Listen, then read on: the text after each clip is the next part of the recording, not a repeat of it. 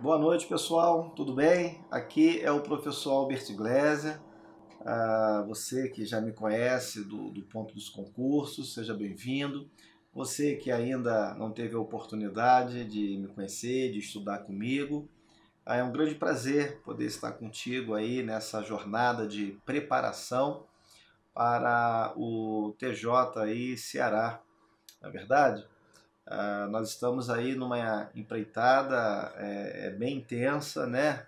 Bem focada, para que a gente possa ter aí um bom desempenho na nossa prova de língua portuguesa. Português, que na FGV, né, a Fundação Getúlio Vargas, é bastante complexo, né?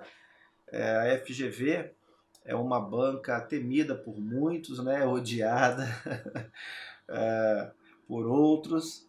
Mas, enfim, nós estamos aqui para poder esclarecer para vocês que a coisa não é tão feia quanto parece, não. Tá ok? A banca FGV, galera, tem uma tradição, né, de apresentar, por exemplo, nas provas de língua portuguesa, textos longos, tem também a tradição de apresentar questões que vão muito além das regras gramaticais. Agora, o que a gente precisa entender também é que isso vem mudando um pouquinho, tá? A gente precisa continuar tendo a nossa atenção de sempre, mas a gente precisa também perceber algumas mudanças. E isso também varia de acordo com o concurso, né, que a própria FGV organiza. Tá? Bom, para o seu concurso especificamente, eu tenho uma boa notícia, né, em relação a ele. Para o seu concurso, a gente tem percebido que o nível das provas, né, de uma maneira geral, tem sido tranquilo, tá? O que não quer dizer que você vá relaxar na sua preparação. Mas, para que a gente possa, como diz o ditado popular, né, matar a cobra e mostrar o pau, eu preparei, obviamente, o material, né, para nessa nossa, digamos assim, né, conversa, essa nossa aula, né, para que você tenha uma noção do que pode aparecer na sua prova, de como as questões podem ser cobradas. Eu separei umas 7 questõezinhas de um concurso recente, elaborado pela FGV, tá? Para a Defensoria Pública do Estado do Rio de Janeiro. E a partir dessas questões, conforme eu for apresentando para você aqui na tela, a gente vai discorrendo um pouco sobre os temas, né, os assuntos abordados nessas questões e que fazem parte do seu edital, do edital do seu concurso. O foco é o seu concurso aqui, tá legal? Então agora, galera, eu vou cortar para minha tela, vou apresentar a minha tela com os slides, né, para que a gente possa começar a conversar sobre aquilo que está no seu edital e pode também aparecer na sua prova. Claro que eu não vou aqui abordar completamente todos os itens do edital em função do tempo, mas já vou te dar uma boa dica, uma boa noção do que você pode esperar, tá ok? E lembrando, é claro, né, a matéria completa, o curso completo, né, bem objetivo, bem claro, bem focado nos aspectos mais importantes daquilo que você precisa saber para estar bem preparado no dia do concurso. Obviamente, né, pessoal, está nos nossos cursos disponíveis aí no ponto dos concursos, tá joia? Especialmente a turma Elite, tá bom? Então vamos cortar para a tela agora, para que a gente possa ter uma noção do que pode aparecer na sua prova. Bom, em primeiro lugar, como você pode perceber aí, tipologia textual. Galera, cuidado com esse assunto, tá? Porque ele está relacionado no seu edital e pode aparecer para você. Basicamente, nós temos 5 tipos de texto. Quais são eles? Primeiramente, eu apresento para você aí o texto descritivo. Presta bem atenção. Texto descritivo é o tipo de redação na qual, olha aí, se apontam as características que compõem um determinado objeto, pessoa, animal, ambiente ou paisagem. Ou seja, por meio dele você pode descrever objetos, pessoas, animais e paisagens, né, ou ambientes. E apresenta, né, esse tipo de texto apresenta elementos que, quando juntos, produzem uma imagem, ou seja, um retrato verbal, né? Um retrato por meio das palavras.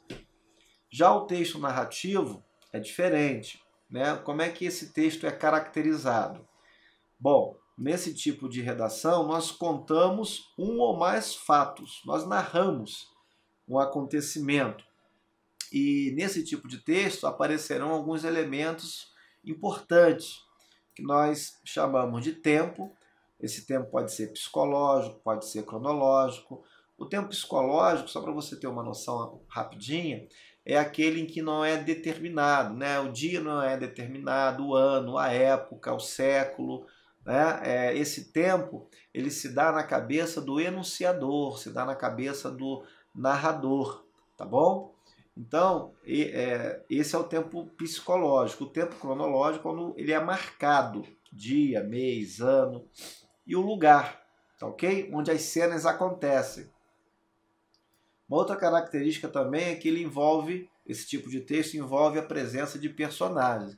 Por falar nisso, o próprio narrador, o próprio enunciador, ele pode ser um personagem da história ou não, né? Aí a gente fala do foco narrativo. Se o personagem participa da história, ou melhor, se o narrador participa da história, nós então falamos que o foco narrativo é em primeira pessoa. Se o narrador não participa da história, ele é meramente o narrador observador. Agora, o foco narrativo é em terceira pessoa. Agora, esse narrador, né, mesmo observando, ele pode ir um pouco mais além. Ele pode ser também um narrador onisciente, isto é, quando ele conhece de maneira prévia aquilo que vai acontecer na história, ele conhece o pensamento, o aspecto psicológico dos personagens envolvidos na trama, ok? Terceiro tipo de texto é o argumentativo. Característica desse texto, olha aqui, ó. Expor ideias, tá? Seguidas de quê? De argumentação para comprová-las. Isso aqui é fundamental, tá ok? Esse tipo de texto, né, o texto argumentativo, também é conhecido como dissertação argumentativa. Então você tem que ter atenção na hora da prova. O examinador pode apresentar na alternativa simplesmente texto argumentativo ou dissertação argumentativa. E, fundamentalmente, ele tem a intencionalidade do autor, do escritor, é defender um ponto de vista, é persuadir também o seu leitor, o seu interlocutor, a fim de que este concorde com aquele, tá bom? Texto expositivo.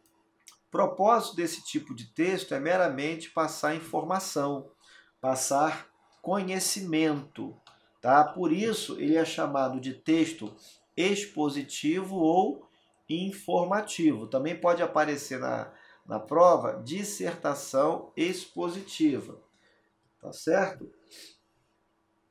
É interessante você notar que nesse tipo de texto não se faz a defesa de uma ideia, diferentemente do texto argumentativo.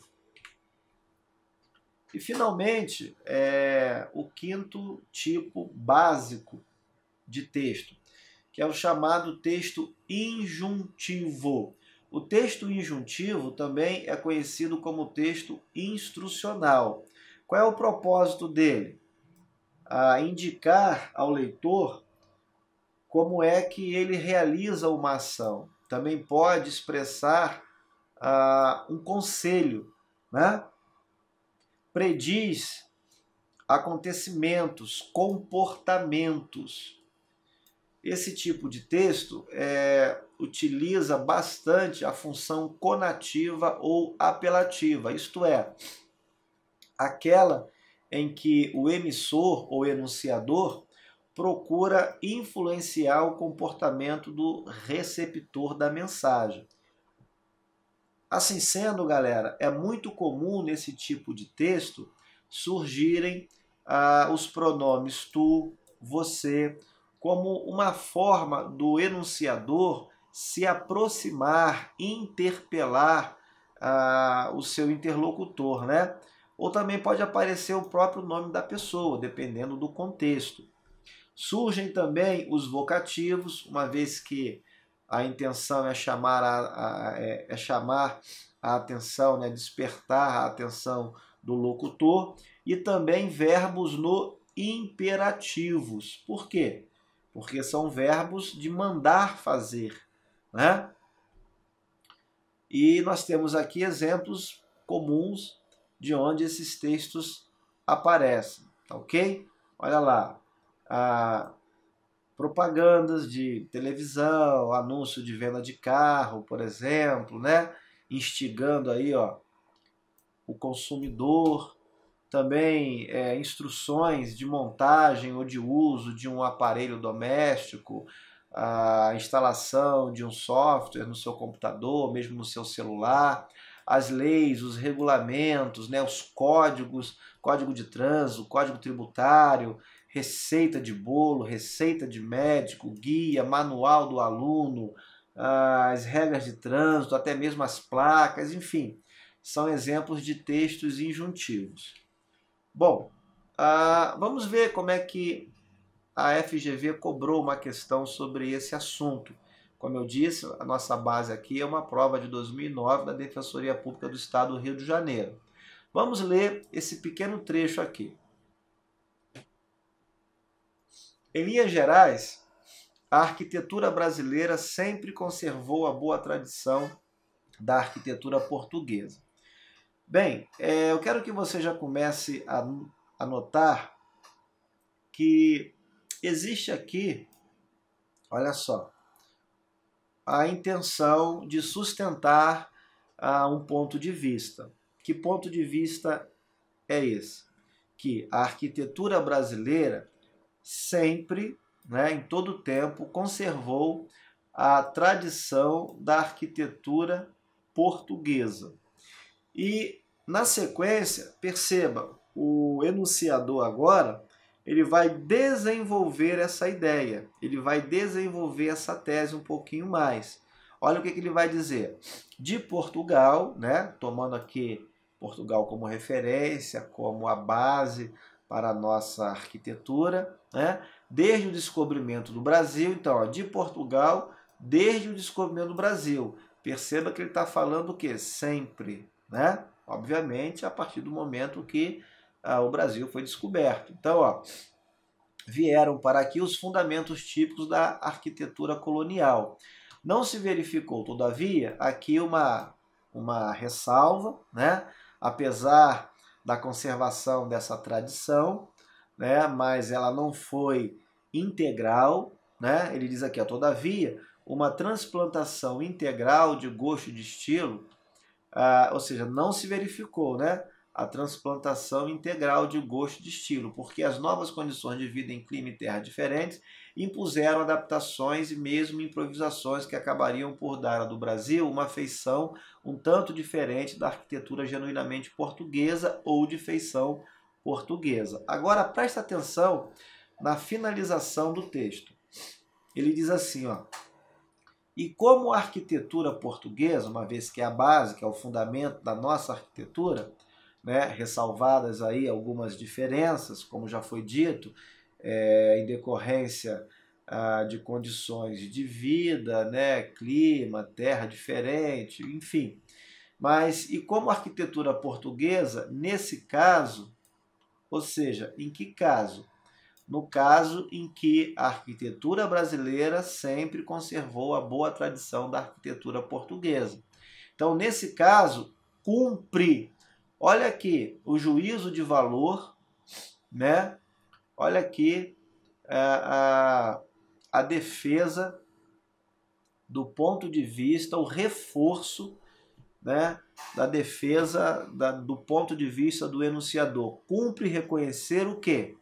A de característica ou de estilo barroco. Ou seja, já que a arquitetura brasileira sempre conservou a boa tradição da arquitetura portuguesa, o enunciador aqui, então, julga pertinente, importante e até necessário o quê? Reconhecer a influência do estilo barroco na arquitetura brasileira, tá? A característica barroca, né, da arquitetura portuguesa na arquitetura brasileira. Então ele reforça aqui, ele conclui o seu texto reforçando o seu ponto de vista, que tem a ver com a influência que já foi citada aqui. Bom, já que você compreendeu agora o texto e percebeu as características dele, vamos responder juntos aqui a primeira questão. Olha lá. Pela estrutura geral do texto 2, ele deve ser incluído entre os textos, olha aqui, galera, dissertativo, argumentativos. Então, o gabarito da questão, letra D. Não poderia ser outro depois da explicação que eu dei a você. Ok? Um outro assunto também interessante nas provas da FGV, que nós temos observado ultimamente, é a inclusão de questões envolvendo noções de semântica, denotação, conotação, parônimos, homônimos, né? Então, eu trouxe aqui para você um breve conceito sobre parônimos e homônimos e assim aproveitar para ressaltar a diferença entre eles. Veja bem, parônimos são palavras, olha só, diferentes. Você pode gravar assim, ó. Parônimos. Tudo é parecido, nada é igual. Apesar de haver alguma semelhança, não há uma identidade. Tá legal? Tudo é parecido, o sentido é parecido, a escrita é parecida, a pronúncia também é parecida. Então eu trago aqui dois exemplos para você. Veja bem. Olha só. Repara a palavra flagrante e fragrante. Veja. A grafia, né, a escrita, parecida. A pronúncia também, certo? Agora, é tudo essencialmente distinto, diferente. Já os homônimos, olha aqui, ó, homo, né, igual, né? Então, os homônimos trazem o quê? A mesma escrita ou mesma pronúncia. Como os homônimos, sempre haverá alguma coisa igual. Pode ser a escrita, pode ser a pronúncia. Há casos, inclusive, de haver tanto a escrita quanto a pronúncia iguais. Exemplo, são, verbo ser, e são, né, de saudável, adjetivo. Então, ó, quando tudo é igual, nós falamos que os homônimos são homônimos perfeitos. E tem o são também de santo, né? São Paulo, São João, né? Agora, olha a diferençazinha aqui, ó, caçar e caçar.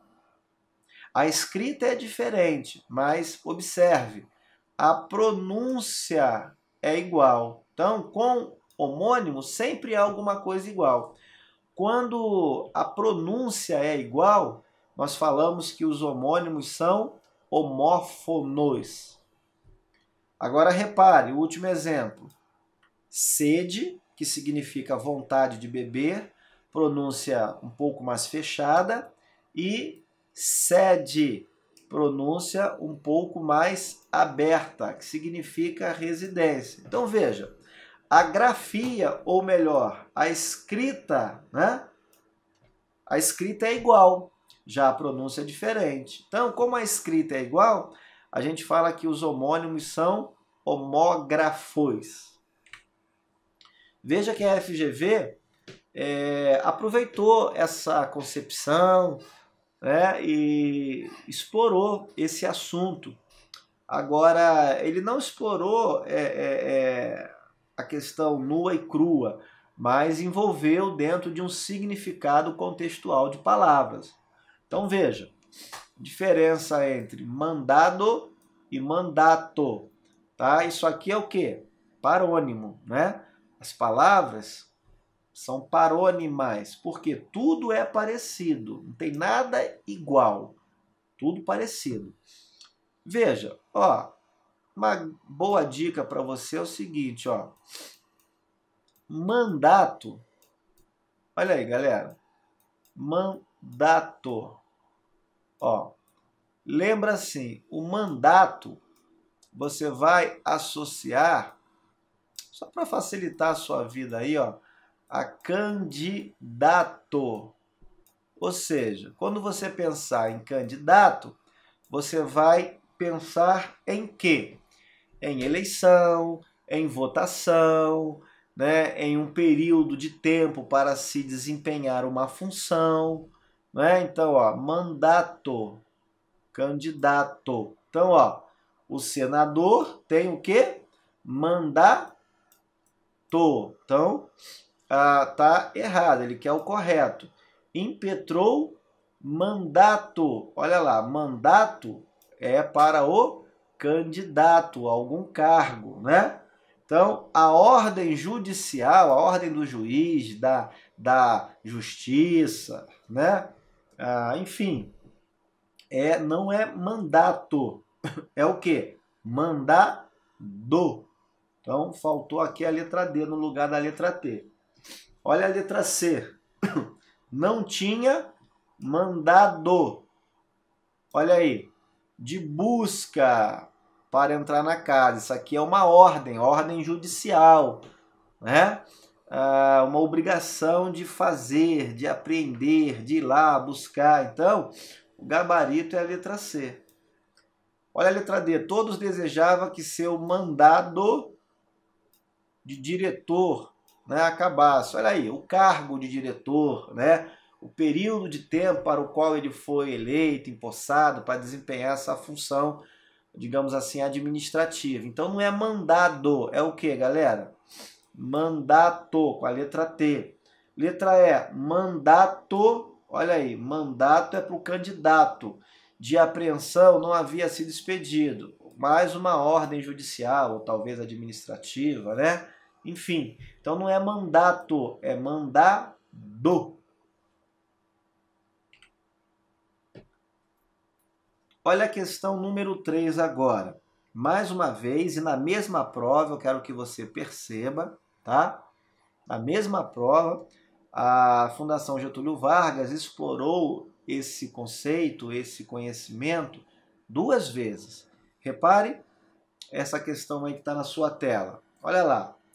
Ele diz assim, há uma série de palavras em língua portuguesa que modificam o seu sentido em função de uma troca vocálica. Então, olha lá. O cerne da questão está aqui, ó. Modificam o seu sentido em função de uma troca vocálica. Beleza? Só que tem um detalhe. Ó, não ocorre. Tá? Isso não pode ocorrer. Então, veja. Repare a letra A. Deferir e diferir. Veja. São exemplos também de quê? Parônimos. Não é verdade? Deferir é você concordar. Alguém chega para você, faz uma requisição, faz uma solicitação, um pedido, e você, se for o chefe, se for o responsável, né, se for a autoridade competente para negar permitir, então você o quê? Defere o pedido, a requisição, a solicitação. Então, deferir é concordar, aquecer, certo? Permitir. E diferir, ou melhor, diferir. Diferir é dose, né? Dose para leão. Diferir. Diferir, galera, significa o quê? Fazer distinção, certo? Fazer separação entre uma coisa e outra. Então não pode ser a letra A. Letra B é o gabarito. Existem as duas palavras infarte e infarto, e ambas têm o mesmo significado. Então, de acordo com o enunciado da questão, é isso que o examinador espera do candidato. Olha a letra C, emergir e imergir. Emergir é o quê? Fazer vir à tona. Então, algum corpo está, digamos assim, afundado na água, e esse corpo, então, vem à superfície, vem à tona, emergir. E o que é imergir? É o contrário, a ação contrária. É de afundar, né? Você pega um corpo qualquer e bota para dentro da água, afunda dentro da água. Então isso é imergir. Letra D, descrição, olha aí, e descrição, né? Também são palavrinhas com sentidos distintos. Descrição é o ato de ser o quê? Discreto, por exemplo, né? Você guardar reservas, né? É uma pessoa discreta. Vamos guardar a discrição nos nossos atos, né? Nos nossos procedimentos. E a descrição? Descrição é o ato de você descrever, né? Colocar ali no papel. Descreve para mim aí, por exemplo, as características do assaltante ou do suspeito, né? Vamos descrever aqui nesse papel os itens, por exemplo, das nossas próximas compras de Natal, né? Descreve aí para mim os presentes que você gostaria de ganhar. Então isso é descrever, tá bom? Eminente e iminente também, outro par de parônimos. Eminente é o quê? Importante, né? Uma relevância, algo que que salta aos olhos, né? Que traz em si uma relevância, uma importância, né? E o iminente. Iminente é algo que está prestes a acontecer, né? Por exemplo, a sua prova é iminente. Nós poderíamos dizer o seguinte, ou seja, está prestes a ocorrer, né? Seu concurso daqui a pouco vai dar a data aí da sua prova. Então essa é a diferença. Então o gabarito está confirmado para a gente como letra B. Agora, moçada, um outro assunto que também é explorado pela FGV é a questão do assento diferencial. Caiu nessa prova aí de 2019 da Defensoria Pública do Estado do Rio de Janeiro. Eu só quero aqui chamar a sua atenção para alguns detalhes, porque depois que o novo acordo ortográfico entrou em vigor, muita gente ficou confusa, né? O que caiu, o que continuou. Bom, a grande verdade, galera, é que a maioria dos acentos diferenciais... e detalhe, quando eu falo de acento diferencial, eu estou falando do chapeuzinho, tá? Ou seja, eu estou falando do acento circunflexo. Bom, mas a grande verdade é que muitos acentos diferenciais foram abolidos. Não existem mais na língua portuguesa desde a entrada em vigor do novo acordo ortográfico. Eu estou chamando de novo acordo ortográfico. Agora, esses aqui que estão aparecendo na sua tela, eles permaneceram, tá? Eles já eram utilizados antes do novo acordo ortográfico. Agora, eles também devem ser usados. Repare, eu disse que deve, eu não falei que é facultativo, falei que é um caso obrigatório do uso. Tá? Você só tem que entender o seguinte, ó, pôde, né, a pronúncia mais fechada é o quê? Pretérito perfeito do indicativo, terceira pessoa do singular. Já a pronúncia pode, mais aberta, indica o quê? O verbo conjugado no presente do indicativo, sempre a terceira pessoa. Algo interessante também acontece com os verbos ter e vir. Olha lá, na terceira pessoa do singular, repare, não há o acento diferencial. E você também não acentua, né, as monossílabas, né, as palavras monossílabas terminadas por em. Você acentua as oxítonas terminadas por em, mas as monossílabas não. Todavia, quando o verbo ter é conjugado na terceira pessoa do plural, ou seja, eles têm, elas têm, aí sim, obrigatoriamente, você deve empregar o acento circunflexo para diferenciar da terceira pessoa do singular. Então, é acento diferencial de número, percebeu? Na prova, normalmente o examinador elabora uma questão associando esse verbo com o acento circunflexo a um sujeito no plural, né, indicativo de terceira pessoa. Raciocínio semelhante você deve ter para o verbo vir. Veja, na terceira pessoa do singular não há nenhum acento. Observe. Repetindo. Por quê? Porque você não acentua, né, as palavras monossílabas terminadas por em. Você vai acentuar as oxítonas. Mas veja agora, quando você tem um sujeito da ação verbal, indicativo de plural, da terceira pessoa do plural, eles, elas. Agora você, né, precisa empregar o acento circunflexo. Tá? Isso já ocorria antes do novo acordo ortográfico e continua a ocorrer. Aqui, pessoal, no último caso, eu acabei digitando erradamente, então vou fazer o seguinte, ó, presta atenção. A comparação aqui, obviamente, você está percebendo, não é entre a preposição por e a forma verbal vem. Na verdade, eu gostaria de mostrar para você aqui a diferença gráfica entre, olha aí, a preposição por e a forma verbal por. Né? Então, veja, a preposição nunca recebeu e não recebe acento diferencial.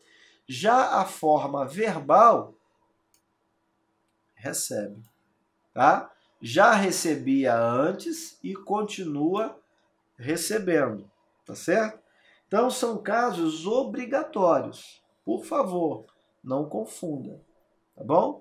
Agora, só um detalhe. O verbo por, a forma, né, por infinitiva aqui, recebe o acento. Mas vamos pegar um verbo derivado do por.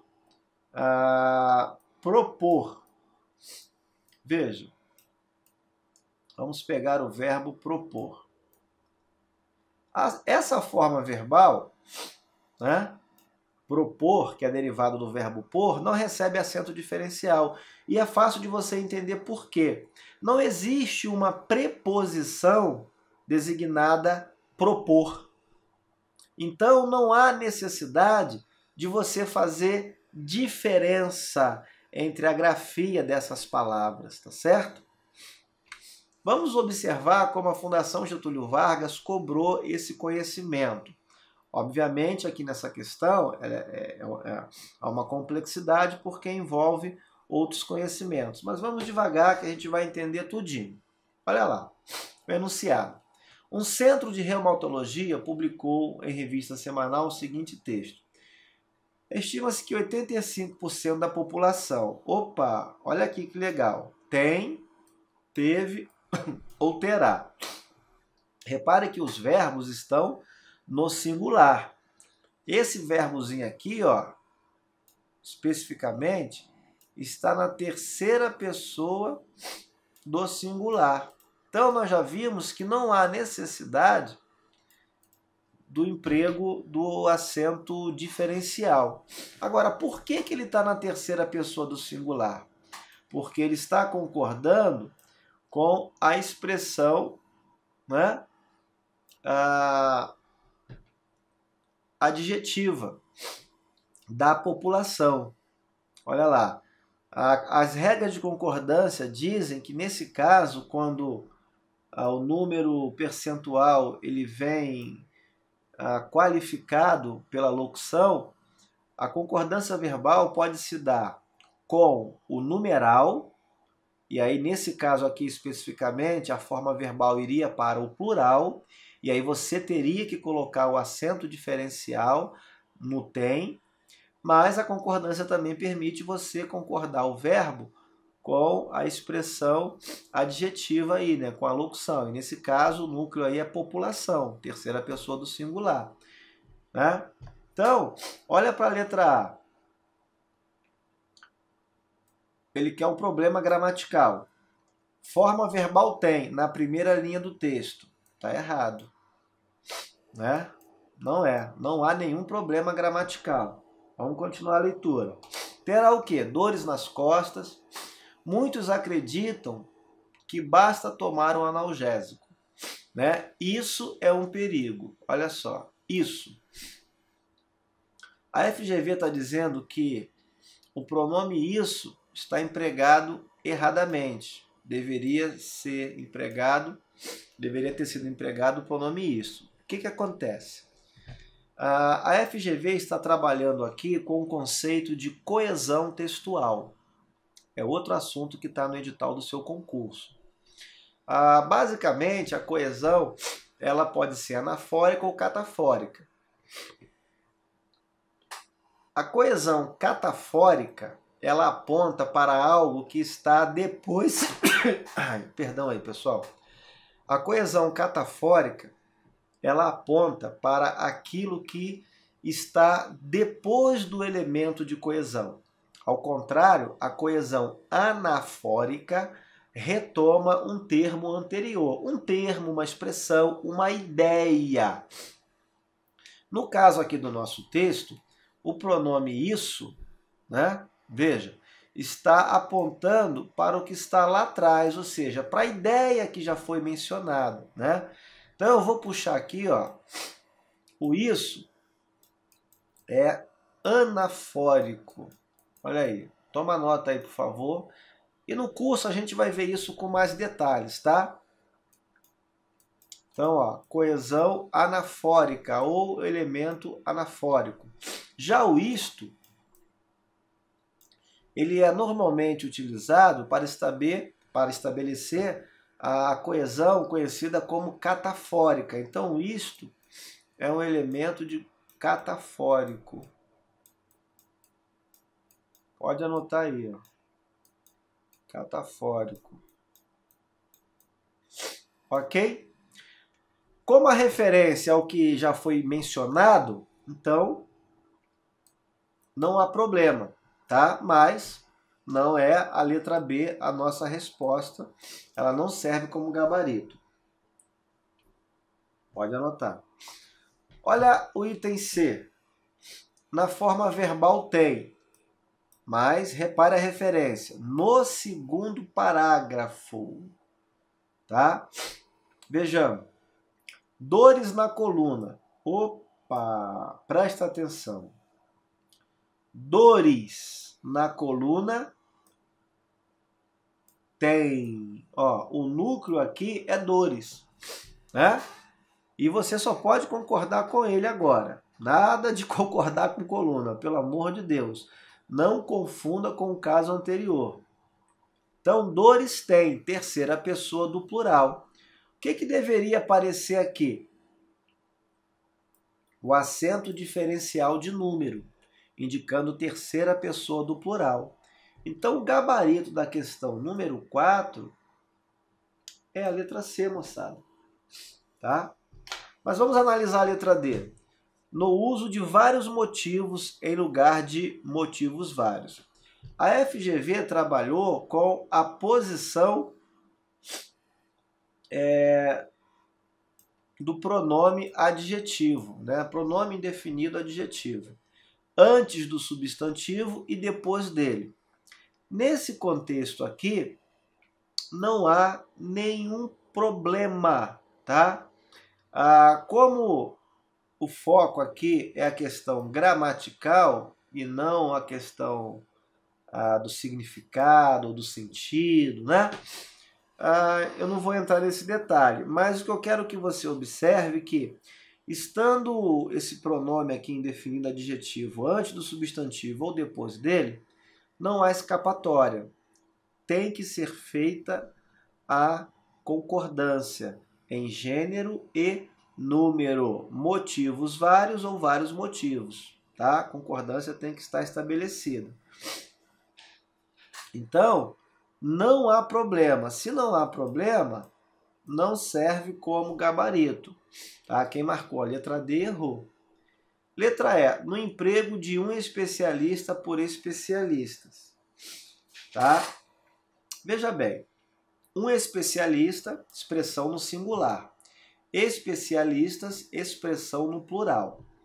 Repare, olha aqui, um especialista pode. Há uma concordância verbal perfeita ali, né? O verbo concordando em número e pessoa com o sujeito.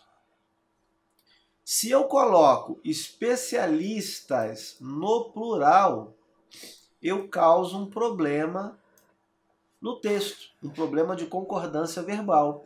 Como é que eu vou ter aqui especialistas no plural e manter o verbo? Como é que eu vou manter o verbo no singular?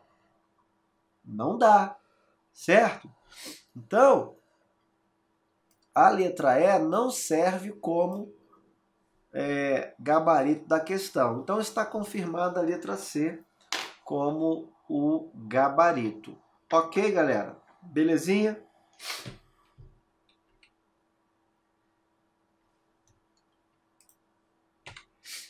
Questão 5. Veja. O assunto aqui agora é regência. Tá? Regência. Esse é um outro assunto também importante para a sua prova.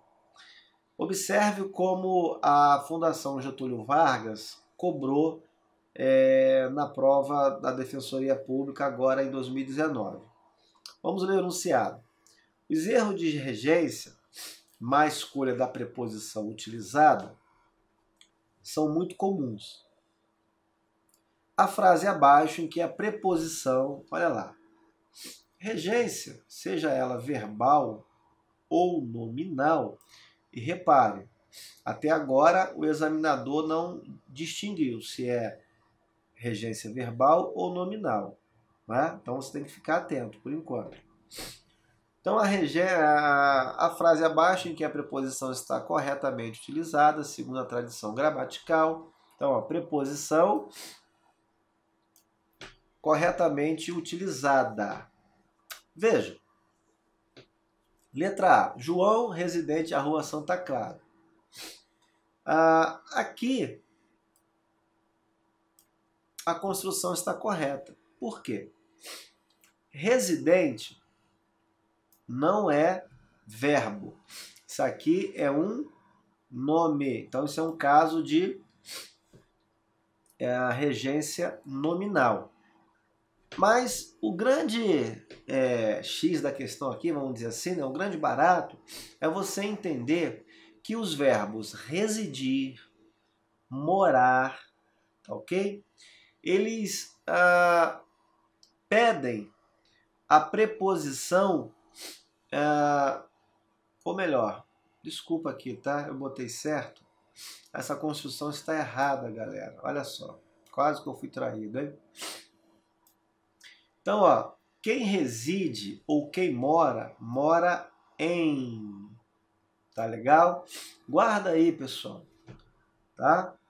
Residir em, ou seja, eu resido na rua, na avenida, na praça.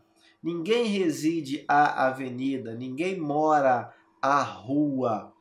Isso é muito comum, pelo menos eu vejo, tenho conhecimento, né, converso com pessoas também. Isso é muito comum em textos jurídicos, né?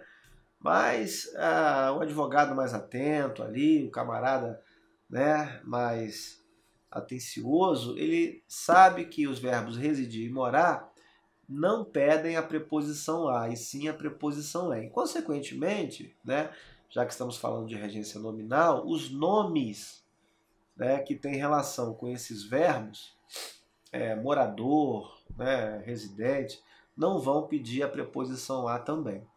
Então a letra A está errada. Ele quer o emprego correto, né? A utilização correta da preposição. Vamos para a letra B.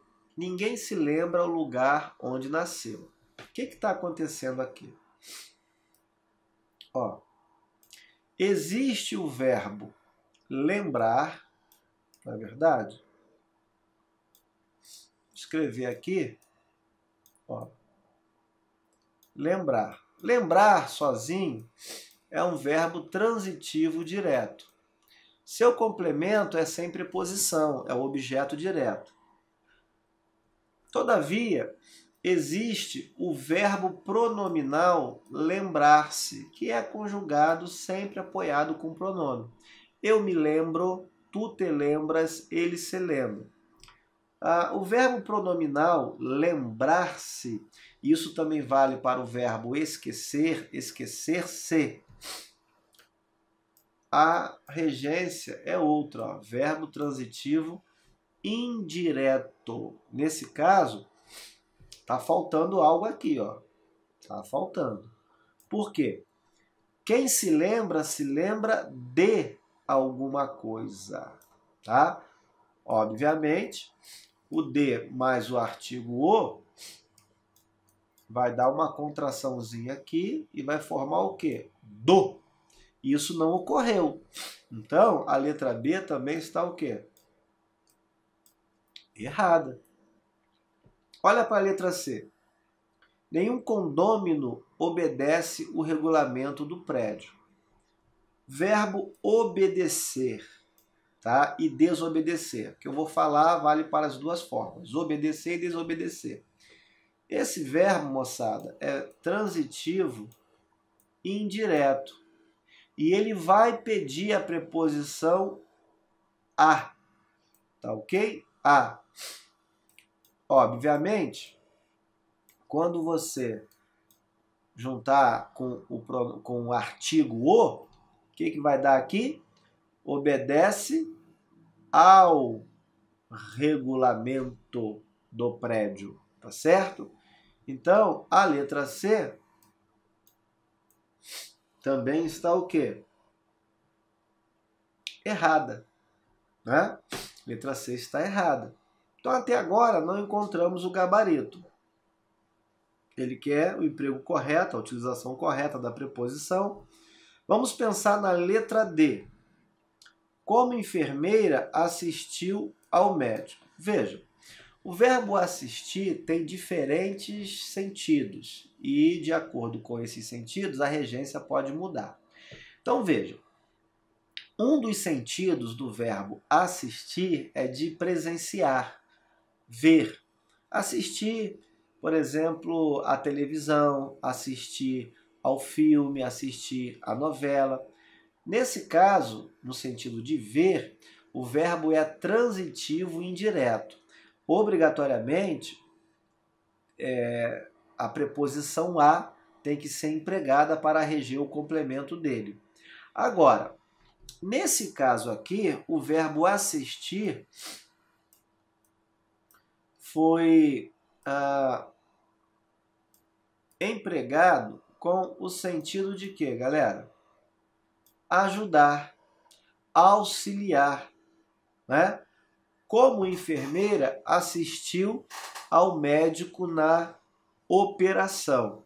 No sentido de prestar apoio, prestar ajuda, prestar auxílio, socorrer alguém, prestar assistência, esse verbo, tá? Ele vai possuir duas regências.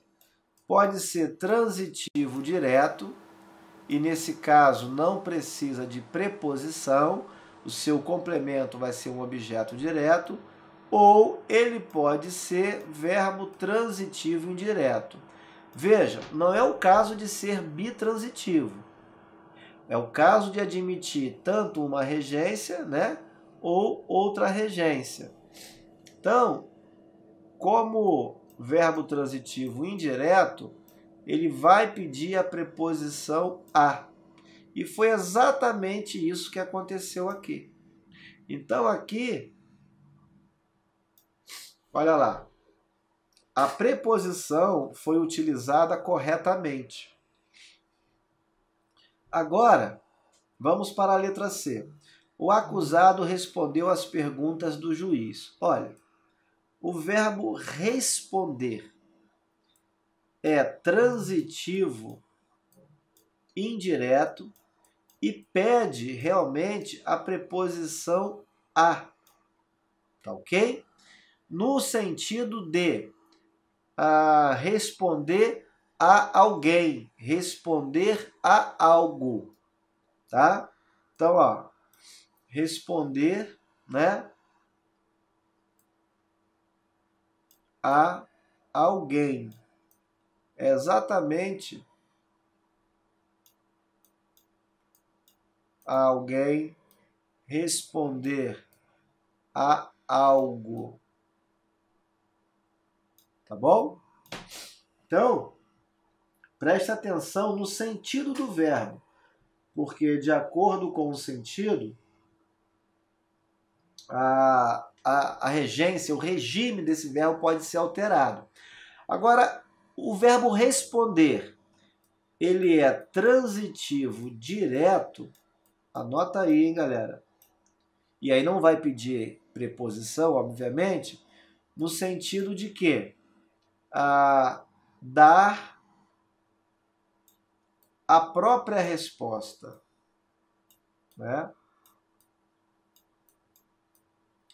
Dar a própria resposta. Então, nesse caso, eu poderia ter um exemplo assim, ó. Qual foi a resposta que o acusado deu ao juiz? Então, eu poderia dizer o seguinte: o acusado respondeu não. O acusado respondeu que é inocente. Então, a resposta que foi dada funciona como objeto direto, e nesse caso o verbo é transitivo direto. Agora, a quem se responde ou ao que se responde, por exemplo, o diretor respondeu ao ofício do Ministério da Saúde, por exemplo, né? Então, a quem se responde ou a que se responde, e aí nesse caso o verbo é transitivo indireto. Bem, a letra E, de acordo com as explicações dadas, está igualmente correta. Então você tem aí, ó, letra D e letra E corretas. Essa questão, galera, foi anulada. Por que ela foi anulada? Você não pode ter no concurso duas respostas igualmente corretas, ou seja, que atendam o gabarito da questão, tá? Então a questão 5, anota aí, ela foi anulada. Questão 6. Veja, a frase abaixo em que a grafia do termo em negrito está equivocada. Bom, na sua tela realmente não está aparecendo nenhum termo em negrito. Então eu vou marcar para você aqui agora. É a palavra mal educado na letra A, mal educada na letra B, na letra C, mal educados, na letra D, mal educado e, por fim, na letra E, mal educados. Veja, olha que curioso. Dificilmente alguém explora esse conceito, mas veja que o examinador da FGV tem um furor pedagógico muito acentuado, né? E ele explorou. E aí, galera? O que nós temos a dizer a respeito dessa questão? Veja, tudo aqui está envolvendo, basicamente, o emprego do hífen. Né? Por que, Albert? Olha só, muita gente sabe, e talvez até você, que os prefixos mal, né, essas palavrinhas aqui, quando funcionam como prefixos, mal, pan e, deixa eu só melhorar aqui, pan e circo. Olha aí, toma nota aí. Tá? Circo. Esses três elementos, eles receberão hífen, tá? Quando o outro elemento começar com a letra H, tá? Vogal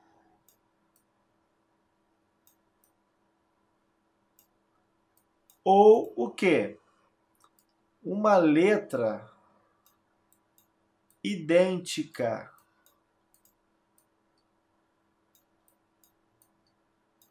ao término, idêntica, olha aí, letra idêntica, que seria um outro L, um N ou um M. Então, por exemplo, se eu digo mal limpo, olha que legal, mal limpo, não é isso? Olha lá, mal limpo. Então eu tenho aqui o mal terminando com L e o limpo começando com L, letras idênticas. Se eu digo pan-americano, como é que fica? Pan, hífenzinho, olha aí, americano, né? Como é que o outro elemento começou? Com vogal. Então eu tenho que colocar o hífen. Bom, qual é o X da questão aqui? O X da questão é o seguinte. O examinador explorou um conceito que nós encontramos na gramática do Sacconi, né? Ou Sacconi, se você preferir. O que ele diz? O que ele explica ali no seu livro? Ele explica que a palavra mal educado, mal educada, realmente, né, recebe o hífen, como eu expliquei aqui. Por quê? O segundo elemento começa com vogal.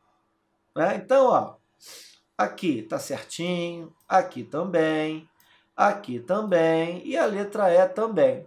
O problema está na letra A.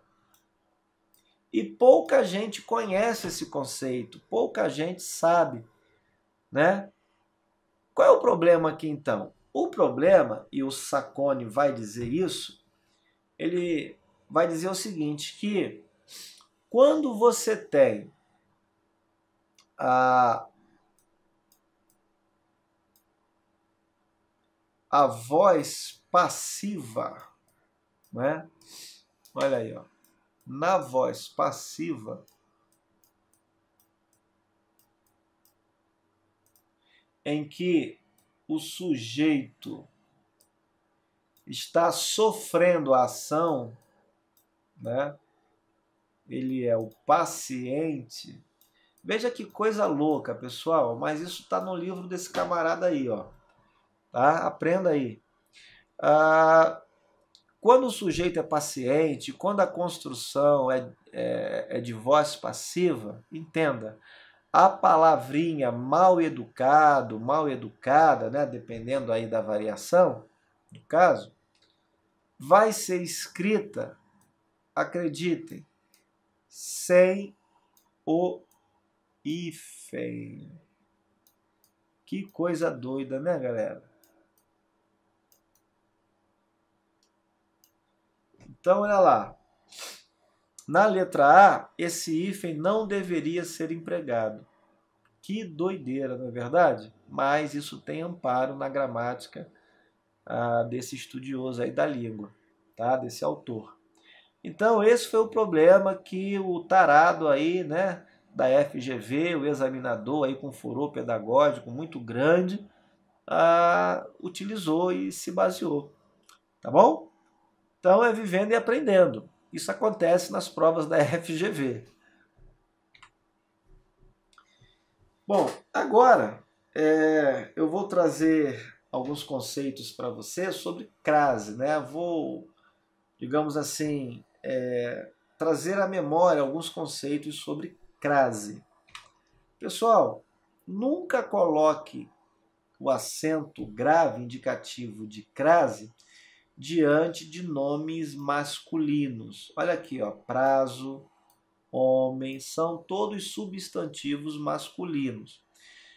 A única possibilidade é quando você puder subentender a locução, né? A moda de. Certo? A maneira de. Por exemplo, gol a Pelé. Gol a maneira de Pelé. A moda de Pelé. Que nesse caso você vai ter o quê? Uma locução prepositiva feminina. E nesses casos a crase é obrigatória. Antes de verbo, por favor, também não coloque o acento grave indicativo de crase. Detalhe é esse aqui, ó. A pessoa quando usa essa expressão a partir, ela tem a tendência de cometer dois erros. Em primeiro lugar, unir os dois elementos, né? O a e o elemento partir. E o segundo equívoco, né, que muita gente comete, é justamente colocar um acento grave, indicativo de crase, por esquecer que partir é verbo. Então você está diante de verbo, e diante de verbo não há crase. Antes de qualquer palavra com sentido vago, impreciso, indefinido, pode ser o artigo indefinido, pode ser pronome indefinido, tanto faz. E até mesmo o substantivo feminino empregado numa frase com sentido vago, impreciso, também não admite crase, tá certo? Olha aqui o exemplo. Ofereci ajuda a uma pessoa desta sala. Qual? Não sei, né? Eu poderia trocar por alguma, pronome indefinido. Então, qualquer palavrinha com sentido vago, impreciso, indefinido, não admite a crase. Quarto caso, quando o a precede palavras femininas no plural. Eu costumo dizer o seguinte, ó, eu peço sempre para os meus alunos guardarem essa estrutura aqui, ó, singular mais plural. Deixa eu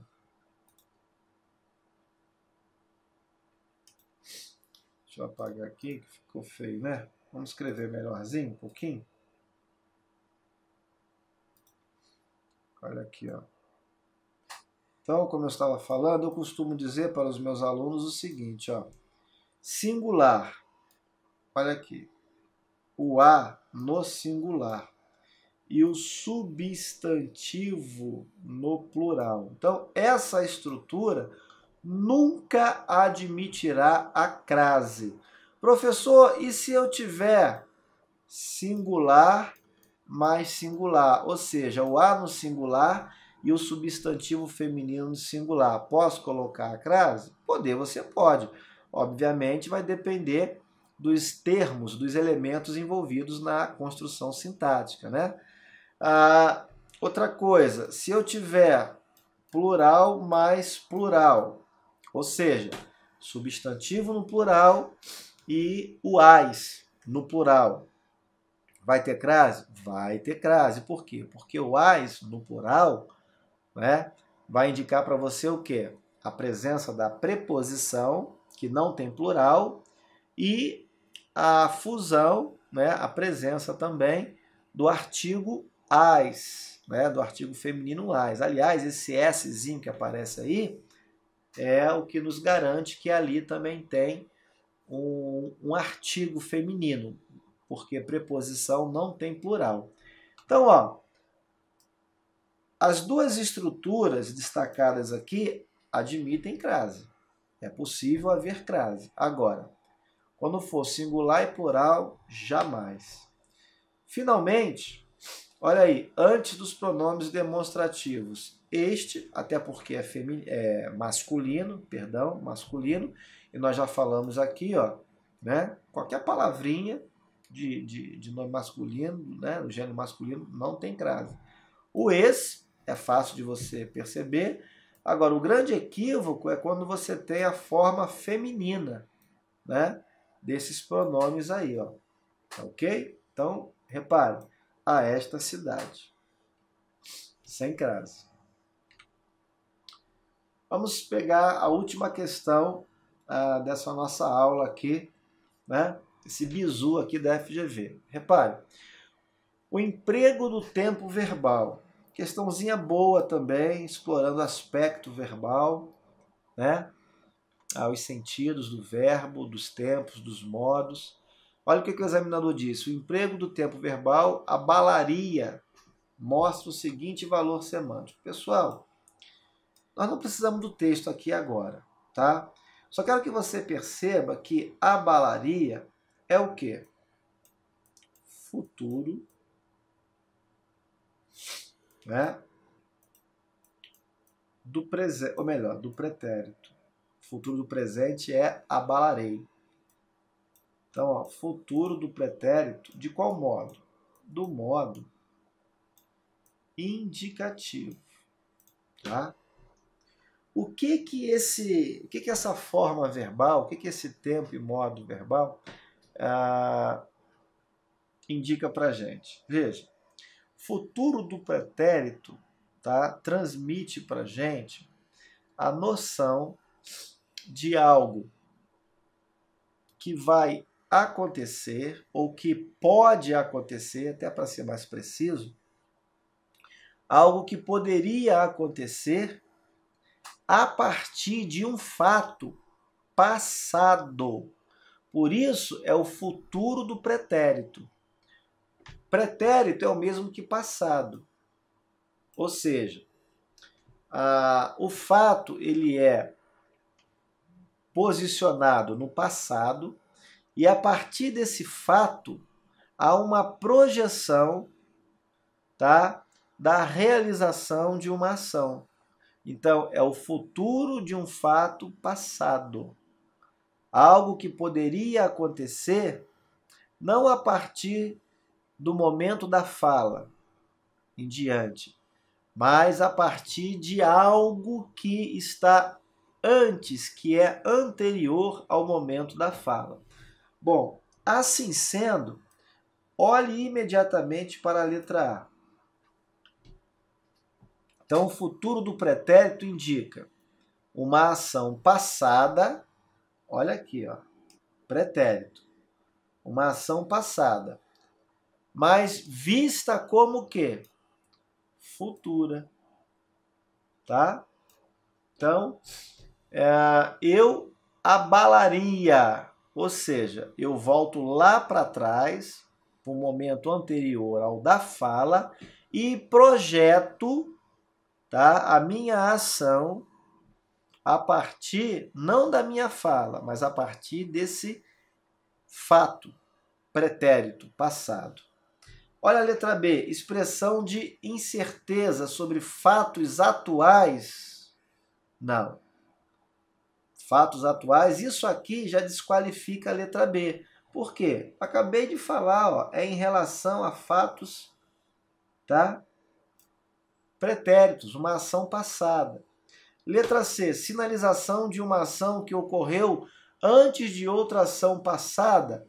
Olha só, ação antes. Ação antes é ação pretérita, né? Ação antes é uma ação pretérita.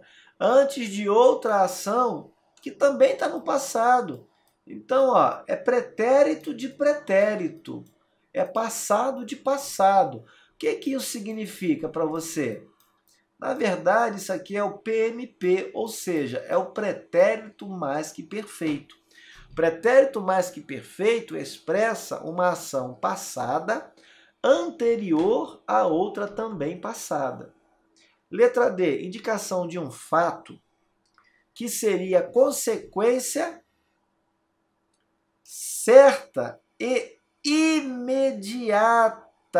Olha aqui, galera, imediata e certa, não.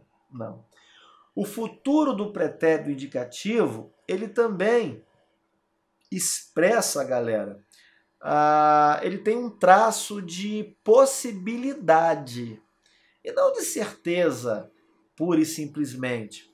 Mas aqui, o que é mais agravante é a expressão imediata aqui, ó, uma consequência certa e imediata. Não é a consequência certa e imediata, né? Ou seja, momentânea, naquele momento em que a fala ocorre. Não, é futuro. Olha a letra A, né? Vista como o quê? Como futura e não como imediata.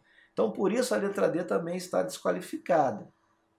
Letra E, anunciação de um fato atual. Olha só, o que indica fato atual, tá? Que ocorre no momento da declaração, no momento da fala, moçada, é o presente do indicativo, tá? Então a letra E também está desqualificada. Notou aí? Bom, para a gente fechar essa aulinha, permita-me falar um pouquinho agora sobre vírgula, outro conceito importante na sua prova. Olha lá, quero pontuar aqui agora a vírgula empregada entre orações.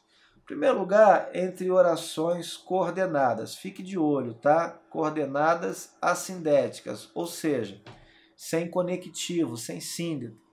Então, a vírgula ela é utilizada para separar essas orações. Mas as vírgulas também podem ser empregadas para separar orações coordenadas com síndeto.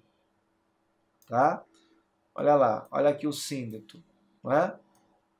Então, a separação. Geralmente, hein, presta atenção. Falei geralmente, não falei sempre. Geralmente você só não emprega vírgula nas orações aditivas, né? Só tem um detalhe, você também pode, e eu estou dizendo pode, não estou dizendo que você é obrigado.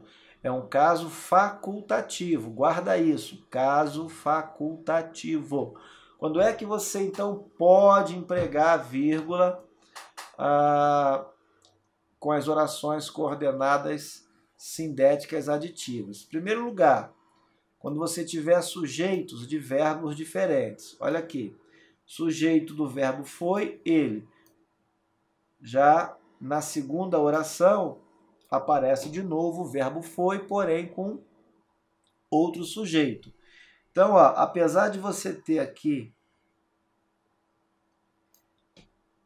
a conjunção aditiva e, você pode colocar vírgula. Repare, não é caso obrigatório, é caso facultativo. Se você não empregar a vírgula, tá tudo certo. Ou quando o conectivo aparece repetido. Olha aqui, ó. E. Então, nesse caso, o que você faz aqui? Coloca a vírgula, uma vez que você já colocou aqui, ó, também, né? Então, na repetição, você coloca a vírgula. Os dois casos apresentados são casos facultativos. Esse terceiro caso tem uma caveirinha aí para você ficar esperto. Por quê? Porque agora já não é mais um caso facultativo, é um caso obrigatório. Só tome cuidado, e por isso a caveira, que esse E, tá? Ele não é aditivo, não aditivo. Ele tem o caráter adversativo. Então, cuidado, porque é uma falsa adição. Na verdade, o que existe é uma quebra de expectativa, é uma objeção à primeira oração, né, ao que foi falado inicialmente. Por quê? Porque a expectativa natural, a consequência natural de quem estuda é passar, ser aprovado, né? Agora, quando eu digo estudou e não passou, houve uma quebra de expectativa, há uma objeção, há um porém, né? Então, é um E não com uma conotação aditiva, não é uma conjunção aditiva, e sim tem o papel de conjunção adversativa. Nesse caso, o emprego da vírgula é obrigatório. Olha para a letra C, separando orações adverbiais antecipadas ou intercaladas. Olha lá. Ao anoitecer, saíram. O que você precisa entender aqui? A vírgula é facultativa quando a oração adverbial aparece depois da oração principal. Tá? Eu tenho aqui a oração principal e depois a oração adverbial. Ela está no seu lugar natural. Nesse caso, a vírgula é facultativa. Agora, quando eu tenho aqui, já até adiantei em outro caso aqui, né? Mas olha só, quando eu tenho aqui a oração adverbial antecipada ou intercalada, a vírgula perde esse caráter facultativo e passa a ser o quê? Obrigatória, tá? A vírgula é obrigatória aqui. Anota aí, por favor, porque está antecipado. Obrigatório, tá bom? Preste atenção também na vírgula utilizada na oração adjetiva explicativa. Oração adjetiva restritiva é sem vírgula. Não é separada da oração principal. Olha aqui a oração principal. O homem anseia pela vida eterna. Aqui eu tenho a oração principal, tá? Aqui, ó, separadinho, tá? Eu tenho a oração adjetiva explicativa aqui, tá? Sempre separada por vírgula, por parêntese, por travessões também, tá certo, galera? Bom, pessoal, obrigado, tá, por você ter acompanhado a gente aí. Eu vou voltar aqui agora para a câmera, tá bom? Quero agradecer a você, tá, que acompanhou as nossas explicações e espero que você esteja animado, empenhado, porque não basta apenas estar animado. Tem que ter foco, tem que ter objetivo, tem que estar empenhado, tem que estudar, tá ok? E nós, do ponto dos concursos, né, especificamente na Turma Elite, que é um bom material, um bom curso, focado, bem objetivo, bem claro, com metas, né, com simulados, né, há desafios para você, semanalmente há um desafio para você novo, né? Então, espero que você tenha gostado aí e se interesse, tá ok? Para dar continuidade a essa preparação, tá bom? Grande abraço para você e até a próxima.